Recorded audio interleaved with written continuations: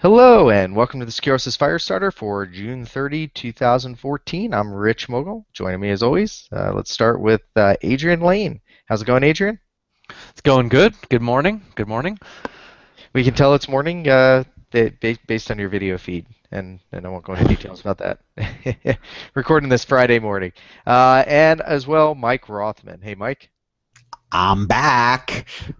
Yeah, I've missed two in a row. I feel sad. It was it's so nice to be able to record the Firestarter. So it's great to be back after most actually what between family vacations and other associated travel. I have not been at home in probably a month.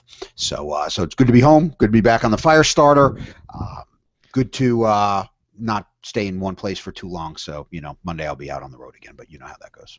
Yeah, I do. Since I got in at 1 in the morning after flight delays, being gone for 9 days. Oh, no, I was home for about 3 hours to repack my bags between a family trip and in rural Iowa, and then come back, pack the bags, and head off for multiple client days and red eyes. So we're gonna keep this one short, and I may fall asleep anyway during it because I haven't slept in like 4 days. So yeah, But at But you least you look wear great. a sunscreen. Like, have you seen Mike's face? Look at it. It's the same color as my shirt. I am. The angry tomato. But except I'm not angry and I'm not a tomato. So besides that, we'll give it that. you wouldn't like him when he's angry. That's Uh, true. I yeah. turn green. So, Mike, you and I both almost overlapped in Washington, D.C. this week, and there was some event going on there. I actually had to meet with a client there, so I didn't go to the event, although I did go into the lobby bar for about 2 hours to have beers with a couple of friends of ours before I headed to the airport. But you were there for work, and so what was this going on? I was, our friends in Stanford, the Big G as we call them, or our pals at Gartner Group have their annual Security and Risk Summit. It's not a con. It's not a conference. It's a Hey, don't make summit. fun. I used to be the co-chair for that I know. event, and we And of came up with course, the summit name. So. because it's just much more important than just a con. It's a summit. So yeah, I was there for the summit, and I have to tell you, there evidently we work in a pretty hot environment because there were a ton of folks there. There was a lot of activity. Obviously, kind of Gartner specializes in the large enterprise. So there were many big companies that were well represented. A lot of the higher end vendors in the space that target the enterprise type of business were there. So really just it felt like a very cool dynamic type of environment, and it was great to see. So the general conclusions are our business is pretty healthy. Everybody feels real good about it. And that being said, there are obviously some huge issues that we continue to deal with, and some architectural disruptions that promise to really change the landscape of how security gets done over the next couple of years. Yeah, I mean, I always like that event. Obviously, I'm biased from having spent years helping organize it, but it was always a really good quality of people. You don't have to worry about vendors slipping in presentations because it's all the analysts. So whether or not you like what the analysts say, you're at least getting content from an unbiased source there, and you're not having to deal with endless panels. And they do have some vendor sessions, but they're like every vendor session's at the same time slot. Throughout the day, and you do it or you don't do it. And then the show floor is usually a little bit tighter. It's not as crazy as RSA, a bit more focused. But one of the things we found out actually is that usually you had a real solid collection of decision makers there, with budget authority. So that always made the sponsors pretty happy. Yeah. Oh yeah. I mean, it's a much higher end type of crowd that shows up there, which again, great for everybody and good for us because being parasites on the security business, we're able to just kind of sit in the bar, have people buy us drinks and do a ton of business, all due to the largesse of our friends in Stanford. So we are thankful for that as well. So you were saying that there are some lists or something that came out associated with this. You want Yeah, us to go over these today? guys, they had, the only thing they didn't do was put it into a life cycle, but they did come up with a number of different top digital security trends moving forward. And you know what I think on one end is gratifying, and on the other end it's like, well, crap, we better move on to something else, because once the big G is onto a trend, obviously you know, the forward-thinking folks are onto three things beyond that. But you know, it is good to see a lot of the things we've been talking about for a long time have bubbled up to the point of, you know, being recognized as trends in their world. So you know, let me throw a couple out here, and then we can obviously have a discussion about them. So the first one, and the top one that they talked about here, is software-defined security. So, Rich, I mean, obviously, I know that's something you and Hoff probably, you know, kind of started documenting some of your thoughts on that, you know, 3 or 4 years ago. But and again, I mean, I do think that based upon the conversations we're having both on the end user and the vendor side, this is something that folks are, again, I don't know that they really understand, but, you know, it is a term that, you know, they're trying to figure out what it means to how they do their security business. Yeah, you know, it's I've actually Neil McDonald was kind of one of the people early talking about that as well, from Gartner, and kind of figuring out where it places. And obviously, I'm pretty biased because of the amount of work I've been doing there and writing code to do demonstrations, and you know, I mean, pretty in depth in some cases. So I think that I've been finding that there's some customer interest around that, but they don't know where to start, what to do, and it's too hard because the products aren't there yet. However, very early edges of changes. Let's just say one of the reasons I've been on, you know, I've flown more this year than I flew all of last year already, by 20,000 miles, is because a lot of the vendors are trying to get a grasp of this. And they don't always call it software-defined security. There's also security orchestration is kind of another term that gets wrapped up in that. But you know, kind of that concept of being able to kind of more interconnect things together and you know, more logically be able to actually manage our security, because people are overloaded with too many tools and too many dashboards and too many pieces. So clearly that's something I buy in on and have been doing work on. And you know, I find it interesting that they highlighted that as one of their top trends, because that keynote, just so people know, they always try to be a little bit forward-looking for the Gartner client base. And remember, they're talking to a different audience than perhaps we talk to on a daily basis. There's overlap, but you know, we're not Gartner. We didn't try and become another one. And for that audience base, it was trying to be a little bit forward-looking in those keynotes, but not too crazy out there science fiction that's unrealistic. You can go to Gartner Symposium for that with a bunch of the distinguished fellows that don't actually talk to customers anymore. And so, you know, it is interesting that popped up as something that they felt needed a mention.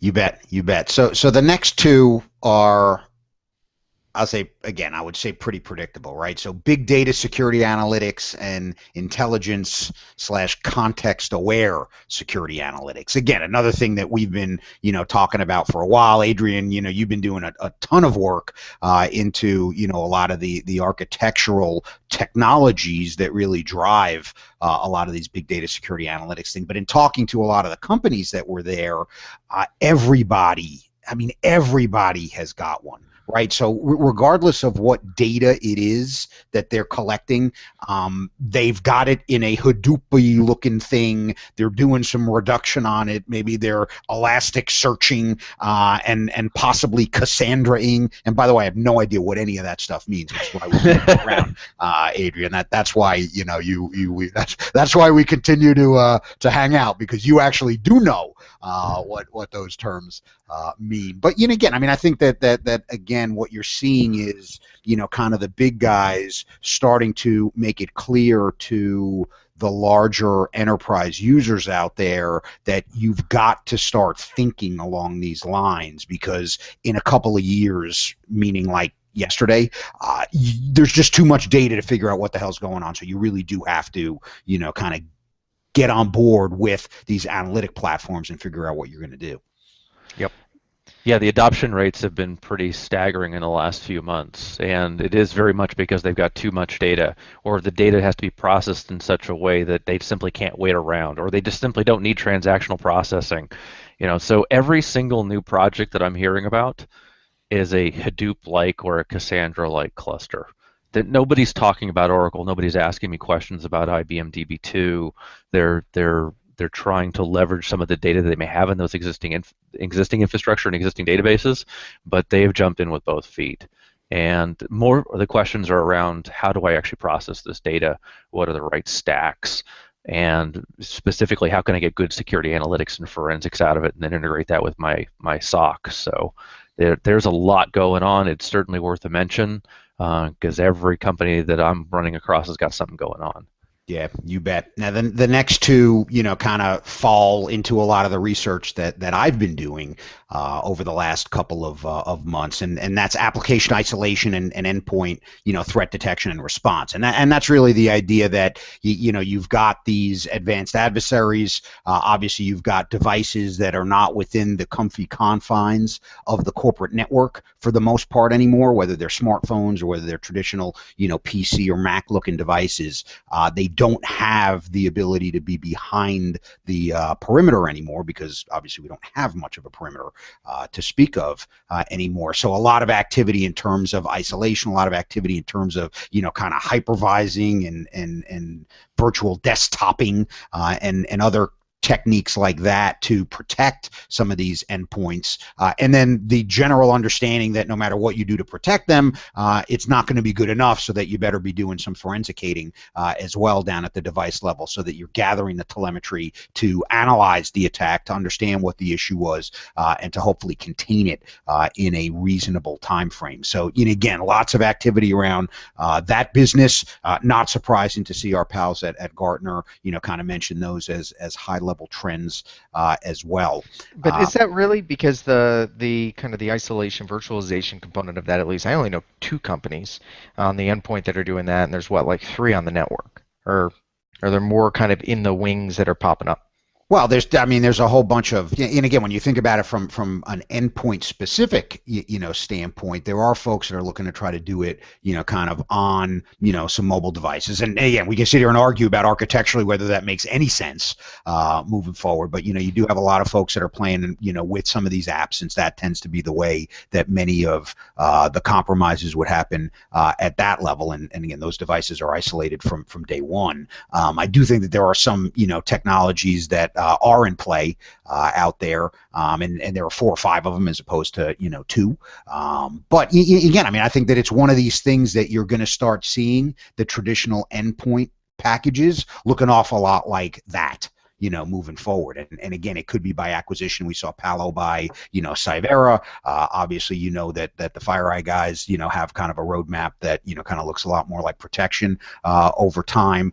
You have IBM Trusteer that, kind of got in there, and you have a whole mess of other startups that look an awful lot like, we're smart guys in Ramat Gan or in Tel Aviv, and we're all IDF dudes, and now we've come up with a thing that's going to stop advanced attackers. And it's amazing how many press releases I get, in my inbox that sound exactly like that. You need to take a briefing because these guys are dealing with advanced malware and they come out of the IDF.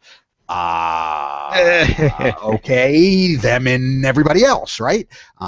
So, there is a lot of activity on that front. I do think that it is an emerging market, but we'll look back, just like Rich. We kind of joke about what security is going to look like a couple of years down the road because of a lot of the software-defined security stuff that you're talking about. I make the same contention about what endpoint protection is going to look like a couple of years down the road, because the status quo is going to die, right? I just don't know who's going to do it, right? Who's going to have the stones to go out there and say the existing endpoint stuff is total rubbish, and my stuff works better for half the price. You're all idiots if you don't use it, right? Nobody's kind of had the stones to go out and do that, and I think that at some point they will.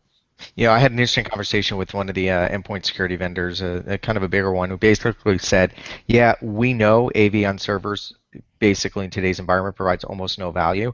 The thing is most of our clients are installing it because of compliance.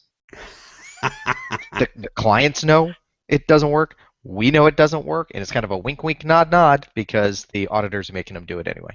Whitelisting. Oh, sorry. Excuse me. It has to be AV because it is written as AV in the requirements, and otherwise it is easier and cheaper just to install a crappy agent, and on a server, as opposed to having to go through and try and get approval for a compensating control. They can do that. I know people have done that for compensating controls with whitelisting, with the Bit9 stuff or whatever else. But no. So there were a couple of other ones too, right? Website protection, adaptive access, people-centric security. I don't even know what the hell that means. People-centric security. You're important to me, so therefore you should be secure. We value you as employees, so we want to protect your information. I would say that's what we call, user behavior. Right, or awareness User training. activity. Yeah. Right. And then, there's one, I just want to throw it out there because it's just so funny, right? Securing the Internet of Things. That's the other God. digital security trend. Okay, all you kids out there, close your ears. What the fuck does that mean?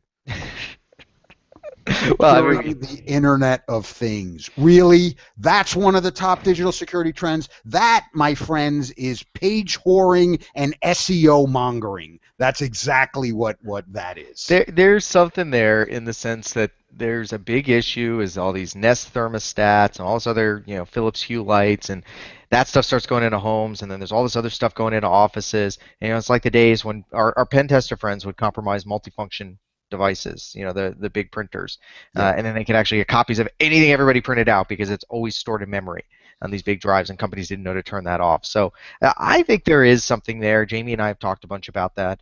The problem is you got to get deeper into the specifics of it pretty quickly so you don't sound like an ass. Right, and as we saw, right, one of the things that I mentioned in the insight this week, or last week, I guess, by the time everybody sees this, was the fact that Jamie was right back in 2011 when he did his, kind of when nanoseconds count, really is about the high frequency trading high frequency trading stuff.